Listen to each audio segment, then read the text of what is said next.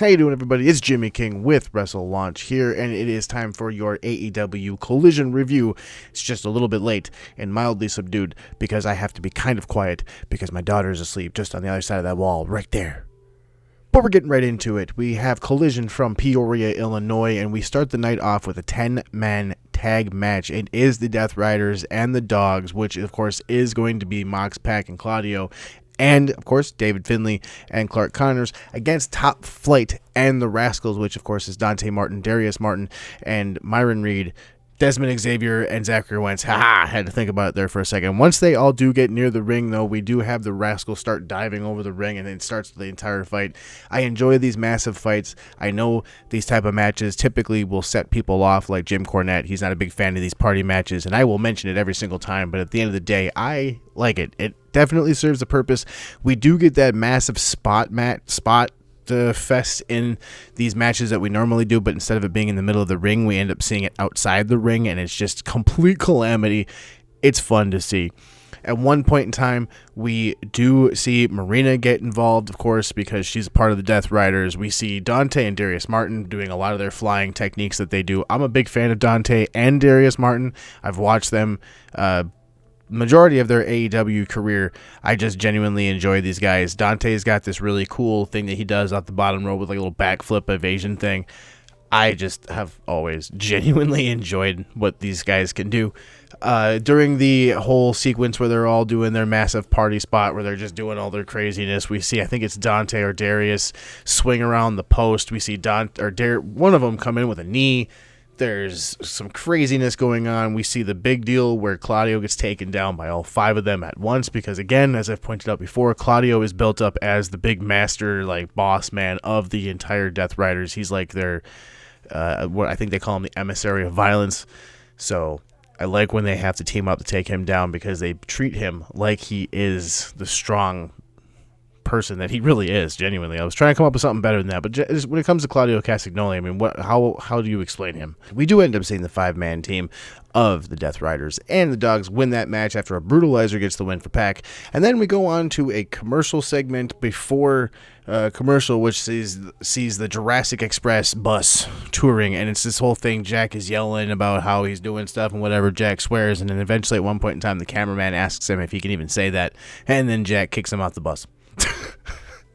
When they come back from commercial, we see that it is actually a Jack Perry defense of his national title, and we see him coming down to face Mascara Dorada, and that one honestly is going to be fun. Mascara Dorada is already a 2-time champion in CMLL, as he is the World Welterweight Champion as well as a Trios Champion. If you were to add the AEW National Championship to those, that would make him a triple champion, and they were going on about that quite a bit during this match.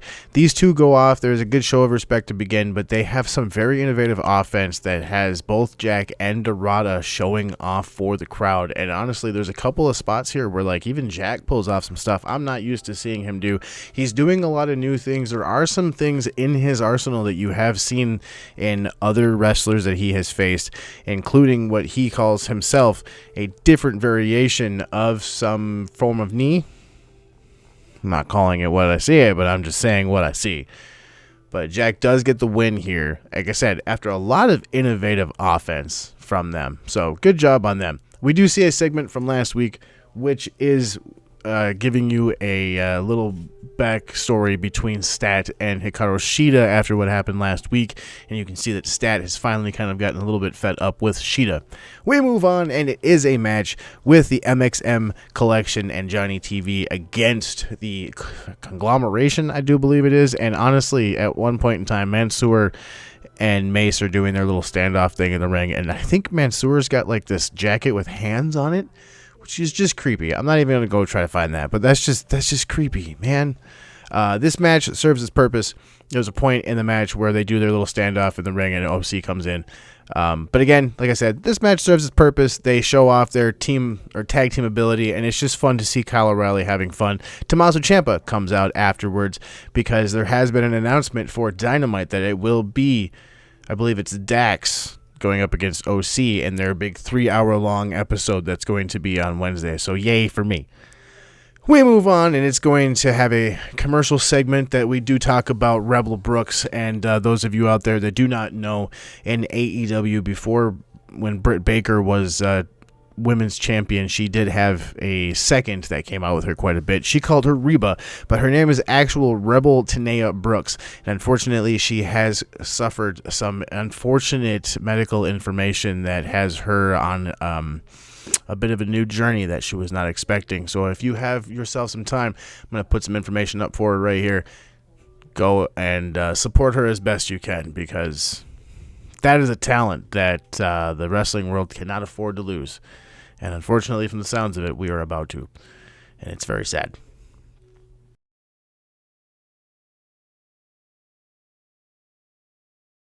We do move on, however, to a recap video of Will Ospreay joining the Death Riders, and then from there we have Anna Jay coming out to challenge. We do have Anna Jay after that coming out to challenge for Willow Nightingale's TBS Championship. As we all know now, Willow is known as the comeback killer. We even see Willow at one point in time firing up Anna Jay, telling her that it is her comeback and that she does need to do something and actually kind of show a little bit of something, which she does do. She does show a little bit of innovative offense, kind of getting involved quite a bit. Ultimately, though, Willow does get the win. And then we move backstage to where we see Hikaru Shida again and Chris Statlander alongside Mina Shirakawa and Harley Cameron. Shida is trying to make it up to Statlander for the loss with the tag team, and she has somehow managed to get a match against Harley and Mina, which just, of course, makes everybody seem so very happy. So, and then we see Mina Shirakawa accuse Statlander of attacking Toni Storm. So that's fun. We'll see what's going on with that story there. After a commercial break, we have Danny Garcia and Wheeler Yuta against Ace Austin and Juice Robinson. That match, again, this is really another one that serves its purpose. It really kind of shows off why Danny Garcia and Wheeler Yuta are part of the Death Riders and actually not necessarily the two scapegoats that a lot of people seem to think of them as. They do have ability in the ring, and they can be very good performers when you put them in the ring with people who know what they're doing. And when you have Ace Austin and Juice Robinson as those performers, things go very well. They do work really well here, but of course, after the match, we do end up seeing Juice Robinson get the win for his side and look over at Moxley and do the belt maneuver, as you mostly see in a good amount of wrestling back in the day, telling you, hey, I want your belt. And of course, at that point in time, the rest of the Death Riders do start to attack. And once that happens, we have guns up because the Guns are back. That's right. Austin and Colton Gunn are back to bolster what is the Bang Bang Gang and show off quite a bit. And honestly, look at Colton. He is jacked. He looks so much like his dad. And after a colorful segment in the back with the Divine Dominion, where they kind of go after Lexi once again, we see Sky Blue take on Nixie XS, and Sky Blue shows off more of her offense and some viciousness that people are starting to associate with the Triangle of Madness, and a submission move that is a beautiful Dragon Sleeper with a scissor hold that gets the victory for her here.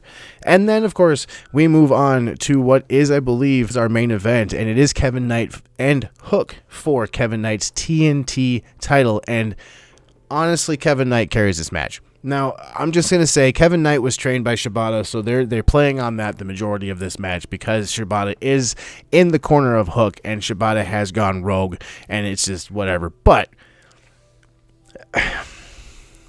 not that I don't like Hook. Okay, he's got talent, he's got ability, he's Taz's son. I'm a big fan of Taz.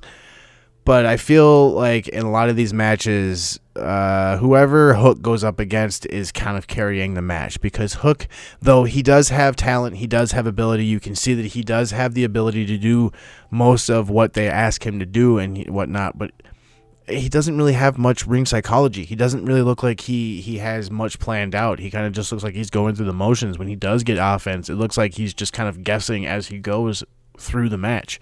It doesn't look like he does this to do that. It doesn't look like, he's playing chess as much as he's playing checkers. So that is where I'm going to always say that the people that he's in the ring with, if it is a decent match, is typically because they worked it out with him. Now, I could be incredibly wrong, and Hook could be the one calling the match. That's just not the way it looks. And you know what? If somebody out there knows better, then they can correct me, and I would love to be corrected, because again, it's not only my opinion that matters, it's yours too. We do end up seeing Kevin Knight get the win, of course, because he is going to retain that title, and then we are reminded that we have a few segments coming up from Dynamite that we are looking forward to as well. We will see Kevin Knight go up against Darby Allin for the World Championship, as well as I think I saw something along the lines of a segment that it's going to be Juice Robinson and Mox confirmed for an eliminator for Mox's Continental Championship. And of course, it will be Dax Harwood against OC, Orange Cassidy. I think that's going to be an interesting Dynamite, and that's going to be a double Dynamite. It's going to be Dynamite and Collision, so next week's video is going to be a double doozy as well. I'm going to have it all in here.